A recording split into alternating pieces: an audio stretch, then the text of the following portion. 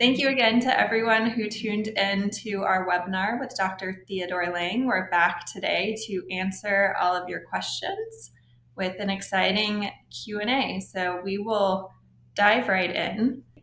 First question that I have from the community is, my eye doctor says I don't need vitamins for eye health.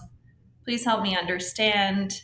Thanks. Well, Whitney, thanks again for having me back. It's a pleasure to be here, and I really enjoyed all the engagement during the webinar, and even saw a few comments from some former patients, which was really touching to see those comments come through.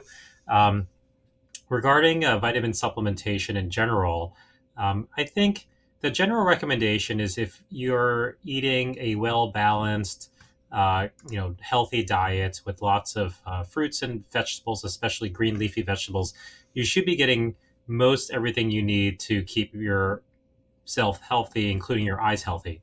However, if you are feeling that you want a little extra something to perhaps try to improve areas of deficit or increase performance, reduce fatigue, try to gain a little edge on your vision, then potentially some vitamin supplementation might be beneficial in those cases.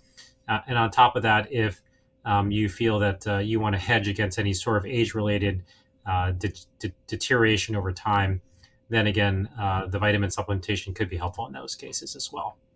Hopefully that makes sense. Great, thank you. A little break from our typical questions. I think a lot of people are, not I think, I know, tens of millions of people are watching the World Series right now, and there are a lot of questions related to eyesight. Kike Hernandez on the Dodgers, for example, he has astigmatism. He wears glasses that have really improved his swing and his hitting, and it's awesome. So people are paying attention to that. But I think we're also seeing, even in these nighttime games, a lot of players who are wearing the eye black under their eyes. And I've heard from a few people asking the question of, is this even effective? And if it is, like, is there a place where you need to be putting this? Some people, it seems like it's really low on their face. So as an ophthalmologist, like, what is your opinion?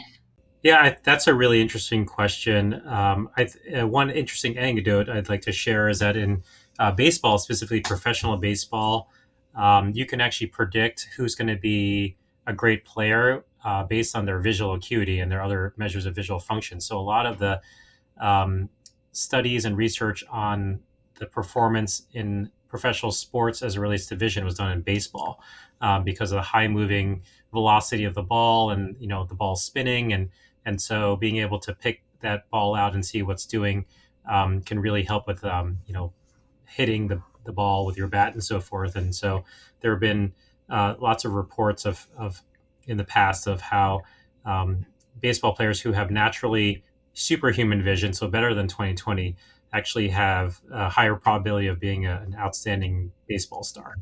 Oh, so cool. And like the fighter pilots of sports. Exactly. Yeah. So they've done similar studies where fighter pilots who have better than, again, 20/20 vision are able to spot enemy planes out in the distance earlier. And so they have a better chance of shooting them down before they get shot down. Um, and regarding the eye black, I think there has been some research actually done, some scientific research done on this, but I think it comes down to two categories. There's a psychological, kind of war paint like emotional response of painting your face, and so a lot of professional athletes actually feel more amped up and more confident when they put it on, and actually with it when they don't put it on, they actually feel a little bit less confident in their skills. But there's actually been some studies looking at that, in that the darkness of the paint on the face actually it absorbs light, versus a white color which reflects light, and so it helps with contrast sensitivity and glare, and also being able to distinguish the ball from the background. So whether that's a light or a dark background, having that black right under your cheekbone, or on the cheekbone actually, is a recommended area to apply it. So that's like relatively close to where your eye is.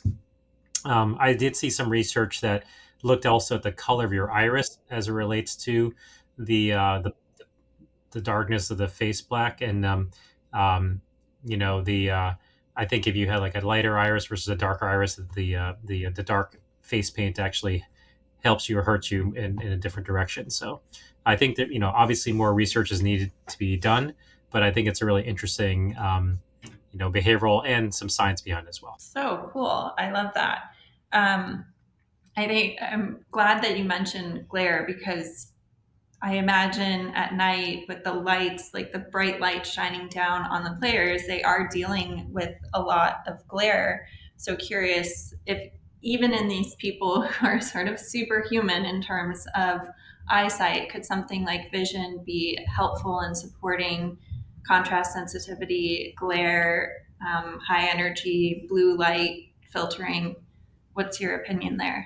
No, absolutely. I think, when you look at the edges of performance, of human performance, and we're talking about professional athletes here. And so, you look at, we had the Olympics recently, obviously, and a lot of those matches are determined by fractions of a second, right, for the runners and so forth. And so when you're looking at professional athletes, any sort of minuscule advantage they can gain over their competitors can mean the difference between winning and losing. And so having, um, your vision just be that much better, even if it's just a minuscule amount, I think could be very, very important for these elite athletes.